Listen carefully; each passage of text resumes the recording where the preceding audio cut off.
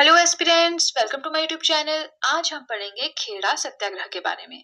हमने पढ़ना स्टार्ट किया था गांधी जी इन इंडिया, मतलब गांधी जी की एंट्री इंडिया में कैसे हुई, उन्होंने कौन कौन से सत्याग्रह में पार्टिसिपेट किया जिससे उन्हें नेशनल मूवमेंट में एंट्री मिली। तो हमने पढ़ा था कि चंपारण सत्याग्रह और अहमदाबाद मिल स्ट्राइक, ये दोनों हमने पढ़ ली हैं। अब तीसरी है खेड़ा सत्याग्रह।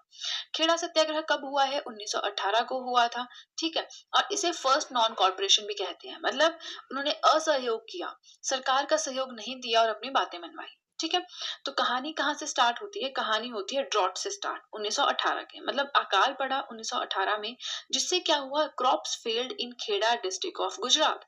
जितनी भी खेती थी या क्रॉप्स थी, फसलें थी, वो फेल हो गई, मतलब वो अच्छे से उगी नहीं। कहाँ पे? खेड़ा, गुजरात में।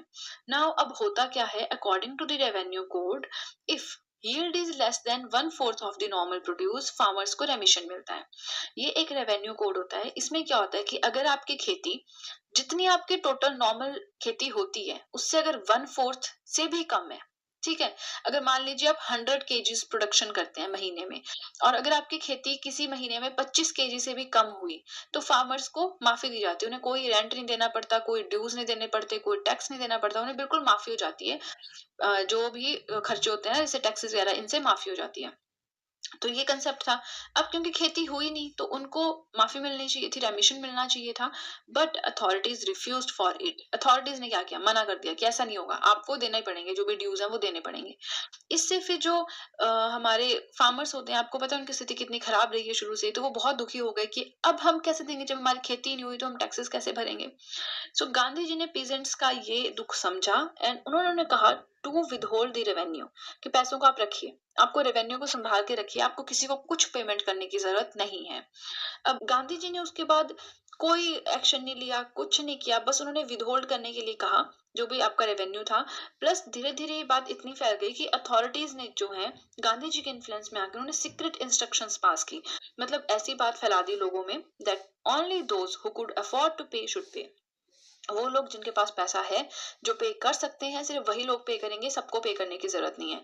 बट ये सीक्रेट फॉर्म में फैलाई थी। वैसे प्रॉपर तरीके से वो हर्जाना मांग रहे थे, बट गुपचुप तरीके से, हम कहते हैं ना, कि ऐसी अफवाह फैला दी कि हाँ, आपको पे करने की जरूरत नहीं, अगर कर सकते हैं तो आप कीजिए। ठीक है। अब हम पढ़ेंगे गेन्स, हमें फायदा क्या हुआ। हमने चंपारण सत्याग्रह पढ़ा, हमने अहमदाबाद मिल स्ट्राइक पढ़ी, हमने खेड़ा सत्याग्रह पढ़ा। ये तीन ऐसे सत्याग्रह या स्ट्राइक्स आप कह सकते हैं जिससे गांधी जी को एंट्री मिली है नेशनल मूवमेंट में। ठीक है। तो इस सबसे फायदा क्या हुआ? पहला तो है efficacy of non violence. Non violence क्या होता है? अहिंसा। तो अहिंसा कितनी एफिशिएंट तरीका है अपनी बात मनवाने का, लोगों को ये समझ आ गया। एजुकेटेड हो चाहे मासेस हो, सबको समझ आ गया। ठीक है। गांधी जी की नॉन वायलेंस वाली जो टेक्निक थी, सबको समझ आ गई। सेकंड फायदा क्या था, गेन क्या था, प्रॉफिट क्या था?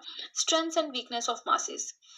अब गांधी जी मासेस तक पहुंच गए थे, यानी जो आम जनता थी वहां तक पहुंच गए थे, उनके कोर तक पहुंच गए थे, उनकी स्ट्रेंथ को समझ गए थे, उनकी वीकनेस को समझ गए थे। ठीक है। थर्ड आता है acquired respect of many, specially youth. अब गांधी जी बहुत रिस्पेक्टेड हो गए थे, वो बहुत एक कहते हैं ना कि कम्युनिटी में एक बहुत रिस्पेक्टेड इंसान हो गए थे, स्पेशली यूथ। यूथ उन्हें बहुत ज्यादा फॉलो करने लगा था। ठीक है। So that's it for Kheda Satyagraha. अगर आप देखना चाहते हैं चंपारण सत्याग्रह और अहमदाबाद मिल स्ट्राइक की वीडियोस, उनका लिंक मैंने डिस्क्रिप्शन बॉक्स में दे दिया है, आप वहां पे जाकर देख सकते हैं। और अगर आपको वीडियो अच्छी लगी तो आपको पहले ही पता है क्या करना है, जल्दी से कर दीजिए चैनल को सब्सक्राइब, सो दैट मैं जैसे कोई वीडियो अपलोड करूँ आप तक एकदम से नोटिफिकेशन पहुंच जाए। आपको बेल आइकन को भी प्रेस करना है, आपको वीडियो को लाइक भी करना है, और आपको वीडियो को शेयर भी करना है अपने फ्रेंड्स के साथ, उन सबके साथ जो कि गवर्नमेंट एग्जाम्स के लिए प्रिपेयर कर रहे हैं, और जो भी modern history, modern India, national movement, ये सब चीजें पढ़ना चाहते हैं, क्योंकि मेरे चैनल पे आपको जनरल स्टडी से रिलेटेड हर एक चीज मिल जाएगी। And that's it, and see you soon.